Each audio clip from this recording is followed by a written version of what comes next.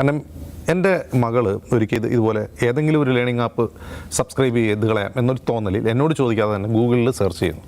അപ്പോൾ അവൾ ഉപയോഗിക്കുന്ന ഫോൺ നമ്പർ എൻ്റെ പേരിൽ രജിസ്റ്റർ ചെയ്തിട്ടുള്ളതാണ്. അത് ഗൂഗിൾ സെർച്ച് ചെയ്യുന്നവൾ പലതരം ലേണിംഗ് ആപ്പുകൾ ഗൂഗിളിൽ നോക്കുന്നു. പിറ്റേ ദിവസം ഉച്ചയാകുമ്പോഴേക്കും എൻ്റെ ഫോണിലേക്ക്, ആ ഫോണിലേക്കല്ല എൻ്റെ ഫോണിലേക്ക് കോൾ വരുന്നു. ഞങ്ങൾ ബൈജൂസ് ആപ്പിൽ നിന്നാണ്. അപ്പോൾ എനിക്ക് വളരെ തുടക്കത്തിൽ ഭയങ്കര കൗതുകമായിട്ട് തോന്നി. അവർ ഇത്ര പെട്ടെന്ന് നിങ്ങളെങ്ങനെയാണ് എൻ്റെ നമ്പർ കിട്ടി, നിങ്ങളൊരു ഡാറ്റാബേസും എടുത്തിട്ടുണ്ടെന്ന് ചോദിച്ചപ്പോൾ അങ്ങനെയല്ല സാർ, ഞങ്ങൾക്ക് അതിനുള്ള മാർഗ്ഗങ്ങളുണ്ട്. അവരത് പറഞ്ഞില്ല.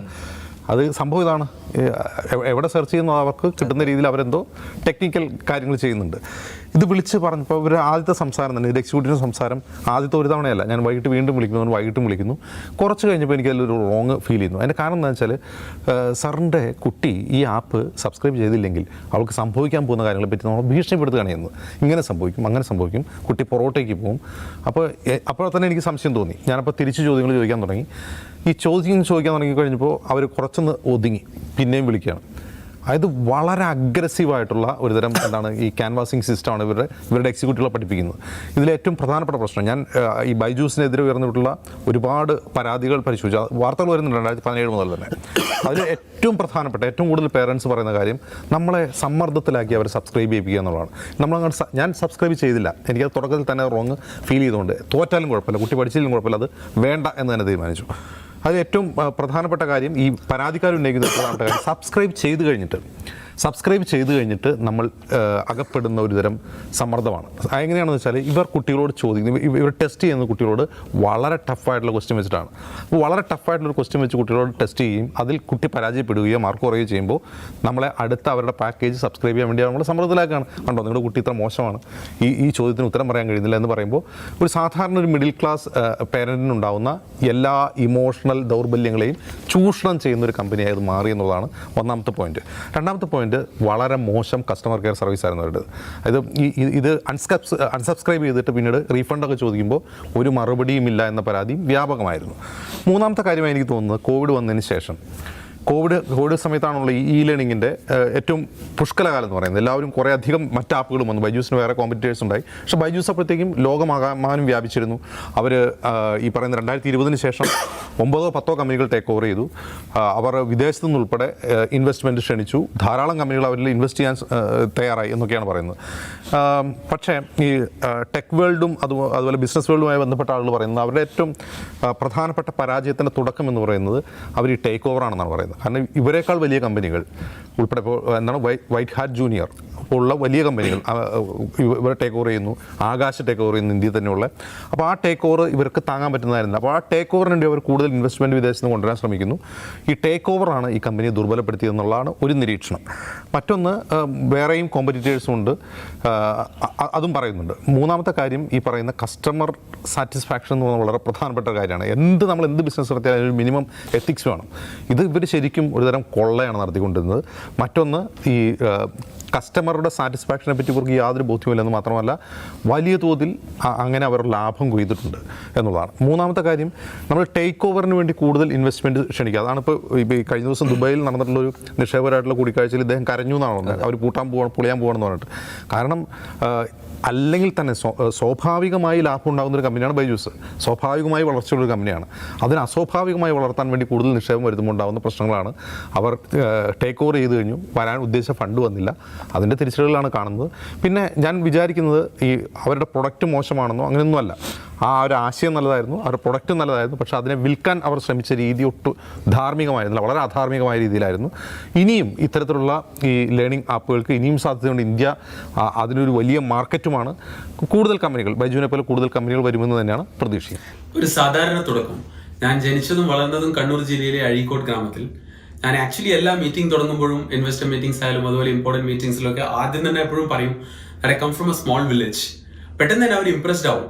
അതിന് കാരണം എന്താണെന്ന് വെച്ചാൽ, most of the people think that ഇതൊരു വലിയൊരു പോരായ്മയാണെന്ന്. ഇത്രയും ഡിഫിക്കൽട്ട് സർക്കംസ്റ്റൻസസിൽ നിന്ന് വന്ന് എങ്ങനെയാണ് ഇത്രയൊക്കെ അച്ചീവ് ചെയ്തതെന്നാണ് അവർ പെട്ടെന്ന് തന്നെ ആലോചിക്കുക. പക്ഷെ ആൾക്കാർക്ക് അറിയില്ല ദാറ്റ് കേരളത്തിൽ എവിടെയാണെങ്കിലും, ഗ്രാമത്തിലായാലും പട്ടണത്തിലായാലും നഗരത്തിലായാലും ഓൾമോസ്റ്റ് ഈക്വൽ ഓപ്പർച്യൂണിറ്റീസ് ആണ് ഉള്ളത്. ഗ്രാമത്തിൽ വരുന്നതിന് വലിയൊരു അഡ്വാൻറ്റേജ് ഉണ്ട്. ഏറ്റവും വലിയ അഡ്വാൻറ്റേജ് എന്താണെന്ന് വെച്ചാൽ, ഞങ്ങളുടെ നാട്ടിലെ കൂട്ടായ്മ, അതുപോലെ ആളുകളെ പെട്ടെന്ന് വിശ്വസിക്കാനുള്ള പ്രവണത, അതും കൂടാതെ പരസ്പരം സഹായിക്കാനും സഹകരിക്കാനുള്ള ഇങ്ങനെയുള്ള ഒരുപാട് നല്ല ക്വാളിറ്റീസ് പഠിക്കാൻ പറ്റിയത് ഇങ്ങനെ ഒരു ഗ്രാമത്തിലെ അന്തരീക്ഷത്തിൽ വളർന്നതുകൊണ്ടാണ്. And most importantly that's what makes us extremely positive and highly aspirational. ഇങ്ങനെ വലിയ അഡ്വാൻറ്റേജ് ആണ് അങ്ങനെ ഒരു ബാക്ക്ഗ്രൗണ്ടിൽ വളർന്നത്. ഞാൻ പഠിച്ചത് ഒരു സാധാരണ മലയാളം മീഡിയം സ്കൂളിലാണ്, അഴീക്കോട് ഹൈസ്കൂൾ. അച്ഛനും അമ്മയും അതേ സ്കൂളിൽ ടീച്ചേഴ്സ് ആയിരുന്നു. സ്പോർട്സിലുള്ള പാർട്ടിസിപ്പേഷൻ കാരണം ഞാൻ കുറേ സമയം ക്ലാസ്സിന് പുറത്ത് ചെലവഴിച്ചിരുന്നു. അതുകൊണ്ട് തന്നെ മാത്സും സയൻസും എനിക്ക് ഇഷ്ടമുള്ള വിഷയങ്ങളൊക്കെ ഞാൻ കുറേ സ്വന്തമായി പഠിച്ചു. ഇംഗ്ലീഷ് മെയിനായി പഠിച്ചത് റേഡിയോയിൽ ക്രിക്കറ്റ് കമൻട്രി കേട്ടിട്ടാണ്. ഇഷ്ടമുള്ള കാര്യങ്ങളിൽ കൂടി പഠിച്ചാൽ വളരെ ഈസിയായി പഠിക്കാമെന്നുള്ളതിൻ്റെ ഒരു വലിയ തെളിവാണിത്. മാത്സിലായിരുന്നു ഏറ്റവും കൂടുതൽ ഇഷ്ടം. മാത്സിനോടുള്ള ഇഷ്ടം 8ൽ പഠിക്കുമ്പോൾ തന്നെ ഞാൻ 10ലെയും 12ലെയും ഒക്കെ ടോപ്പിക്സ് പഠിക്കുമായിരുന്നു. അങ്ങനെ മാത്സ് പഠിച്ചും പഠിപ്പിച്ചും കണ്ടിന്യൂസ് ആയി ഇംപ്രൂവ് ചെയ്തേ കൊണ്ടിരുന്നു. എങ്ങനെയുണ്ടായ ഇഷ്ടമാണ് പിന്നീട് ഫ്രണ്ട്സിനെ പഠിപ്പിക്കാനും അത് വഴി ഒരു മാത്സ് ടീച്ചർ ആവാനും എന്നെ സഹായിച്ചത്. എഞ്ചിനീയറിംഗ് കഴിഞ്ഞ് ഞാൻ 3 വർഷം പുറത്ത് ജോലി ചെയ്തിരുന്നു. അങ്ങനെ ഒരു വെക്കേഷനിൽ നാട്ടിൽ വന്നപ്പോഴാണ് എൻ്റെ കുറച്ച് ഫ്രണ്ട്സ് ഒരു കോമ്പറ്റേറ്റീവ് എക്സാമിന് വേണ്ടി മാത്സ് പഠിക്കാൻ എൻ്റെ അടുക്ക് പിന്നെയും വന്നു. അങ്ങനെ ഒരു വീക്കെൻഡിൽ കാഷ്വലായി 20-25 ഫ്രണ്ട്സിന് വേണ്ടി തുടങ്ങിയ ഒരു സെഷൻ പിന്നീട് പെട്ടെന്ന് തന്നെ വലുതായി ഓഡിറ്റോറിയത്തിലേക്കും അവിടെ നിന്ന് സ്റ്റേഡിയത്തിലേക്കും വളർന്നു. തുടങ്ങിയ സമയത്ത് ഓരോ ആഴ്ചയും ഞാൻ 9 സിറ്റീസിലേക്ക് ട്രാവൽ ചെയ്താണ് ക്ലാസ് എടുത്തുകൊണ്ടിരുന്നത്. എല്ലാ സ്ഥലത്തെയും ഓഡിറ്റോറിയം അല്ലെങ്കിൽ സ്റ്റേഡിയം ഫുൾ ആവുമായിരുന്നു. ഷെഡ്യൂൾ ഓൾമോസ്റ്റ് ഇങ്ങനെയായിരുന്നു. സാറ്റർഡേ രാവിലെ ഞാൻ ബാംഗ്ലൂരിൽ ക്ലാസ് എടുക്കും, പിന്നെ വൈകുന്നേരം ചെന്നൈയിൽ ക്ലാസ് എടുക്കും, സൺഡേ മോർണിംഗ് ബോംബെയിലും ഈവനിങ് പൂനെയിലും ക്ലാസ് എടുക്കും. പിന്നീട് അഗെയിൻ മൺഡേ മുതൽ ഫ്രൈഡേ വരെ 5 സിറ്റീസിൽ കൂടി ട്രാവൽ ചെയ്ത് അങ്ങനെ മൊത്തത്തിൽ 9 സിറ്റി ഞാൻ എല്ലാ ആഴ്ചയും കവർ ചെയ്യായിരുന്നു. ഇങ്ങനെ കണ്ടിന്യൂസ് ആയി 3 വർഷം ഞാൻ ട്രാവൽ ചെയ്ത് ക്ലാസ് എടുത്തുകൊണ്ടേയിരുന്നു. കുറേ കുട്ടികളെ പഠിപ്പിച്ചപ്പോൾ എനിക്ക് ആക്ച്വലി ഒരു കാര്യം മനസ്സിലായി. മിക്ക കുട്ടികളും പഠിക്കുന്ന രീതി ഇപ്പോഴും ശരിയല്ല എന്ന്. Still learning is driven by fear of exams and not love for learning. എല്ലാ കാര്യങ്ങളും മനസ്സിലാക്കി പഠിക്കുന്നതിന് പകരം they still memorising, replicating and then forgetting. Once exam is over everything is over for them. മനസ്സിലാക്കി പഠിച്ചാൽ പഠനം ആക്ച്വലി വളരെ ഈസി ആവും. ഏറ്റവും ലോജിക്കലായ മാത്ത് പോലും പഠിക്കുന്നത് ഒരു പോയം പോലെയാണ്. നമുക്കൊരു ഐഡിയ തരാൻ വേണ്ടിയിട്ട് ഇങ്ങനെ എല്ലാ കുട്ടികളും പഠിക്കേണ്ടത്. അൽജിബ്രയിലെ ഒരു റാപ്പ് ഞാൻ രസകരമായി പ്രസന്റ് ചെയ്താൽ ഇവിടെ ഇതൊരു 10th സ്റ്റാൻഡേർഡിലെ ടോപ്പിക്കിലാണ്. Arithmetic progression if you make it like a poem it will sound like this. AP is a plus d a plus n minus 1 into d, which is nth term. Sum to n terms is n by 2 into first term plus last term n by 2 to 2a plus n minus 1 into d. 3 constant AP will get as a minus d, a plus d. 4 you will take it as a minus 3d, a minus d, a plus d, a plus 3d. If you add it all, the d's will get cancelled. You can find out n, find out d. Point number 2, geometric progression will sound like this. A square, a raised to n minus 1, which is nth term. Sum to n terms is a into r raised to n minus 1 or divided by r minus 1 or a into 1 minus r raised to n divided by 1 minus r based on r is less than or equal to 1. 3 constant is equal to a by r, 4 will create a by r cube, a by r, a r cube multiply. R will get cancelled, you can find out and find out r. Sum to infinity approximately a by 1 minus r. AP, GP basic concepts are over. So, but this is not how they should be learning. ഈ ഒരു രീതി മാറ്റി എങ്ങനെ കാര്യങ്ങൾ മനസ്സിലാക്കി visuals use ചെയ്ത് എങ്ങനെ പഠിക്കാമെന്നും കോണ്ടെക്സ്ച്വലായി എങ്ങനെ പഠിക്കാമെന്നും ഐഡിയ വെച്ചിട്ടാണ് കണ്ടന്റ് ക്രിയേറ്റ് ചെയ്യാൻ തുടങ്ങിയത്. മൂവി ലൈക്ക് വീഡിയോസും ഗെയിം ലൈക്ക് ഇന്ററാക്ഷനും യൂസ് ചെയ്ത് സ്റ്റുഡൻസിന് എൻഗേജിങ്ങും എഫക്റ്റീവായ കണ്ടന്റ് ക്രിയേറ്റ് ചെയ്യാൻ തുടങ്ങി. മൊബൈൽ ആപ്സ് പോപ്പുലറായി വരുന്ന ഒരു സമയമായിരുന്നു അത്. അങ്ങനെ 2015 Byju's the learning app launch ചെയ്തു. ലേണിംഗ് ആപ്പിന്റെ ലോഞ്ചിന് ശേഷം 1000 കണക്കിന് കുട്ടികൾക്ക് പകരം ലക്ഷക്കണക്കിന് കുട്ടികൾ ഇതിൽ നിന്ന് പഠിക്കാൻ തുടങ്ങി. ഇത് ആക്ച്വലി ഒരു ബിസിനസ്സായി തുടങ്ങിയതേ അല്ല. മാത്സിലുള്ള പാഷൻ പെർസ്യൂ ചെയ്ത് ലേണിംഗ് എങ്ങനെ ബെറ്റർ ആക്കാമെന്ന് കണ്ടിന്യൂസ് ആയി ചിന്തിച്ചുകൊണ്ട് ചെയ്തുകൊണ്ടുള്ള ഒരു കാര്യം കുറേയേറെ കുട്ടികൾക്ക് ഉപകാരപ്രദമായപ്പോൾ it ended up becoming a business. ഞാൻ എപ്പോഴും പറയാറുള്ളത് പോലെ I'm an engineer by chance, a teacher by choice, which made me an entrepreneur by chance. ഞാൻ ജനിച്ചു വളർന്നതൊക്കെ ഒരു വലിയ കൂട്ടുകുടുംബത്തിലാണ്. അന്ന് വീട്ടിൽ 18 പേരുണ്ടായിരുന്നു. ഇന്നും ഓൾമോസ്റ്റ് അങ്ങനെ തന്നെയാണ്. ഏത് സമയത്ത് വീട്ടിൽ വന്നാലും 10-15 പേരുണ്ടാവും. അങ്ങനെ ഒരു കൂട്ടുകുടുംബത്തിൽ വളരുമ്പോൾ നമ്മൾ പഠിക്കുന്ന ഒരുപാട് വാല്യൂസ് ഉണ്ട്. അങ്ങനെ പഠിച്ച വാല്യൂസിന് ഇന്നത്തെ വളർച്ചയിൽ വലിയൊരു പങ്കുണ്ടെന്ന് ഞാൻ വിശ്വസിക്കുന്നു. എന്ന് പറഞ്ഞാൽ growing up in a small village like ours means that you always have a close knit not just family but community to fall back on. It feels like you have a family of 1,000 to support and guide you. If you're truly proud of where you come from, you'll never forget your roots.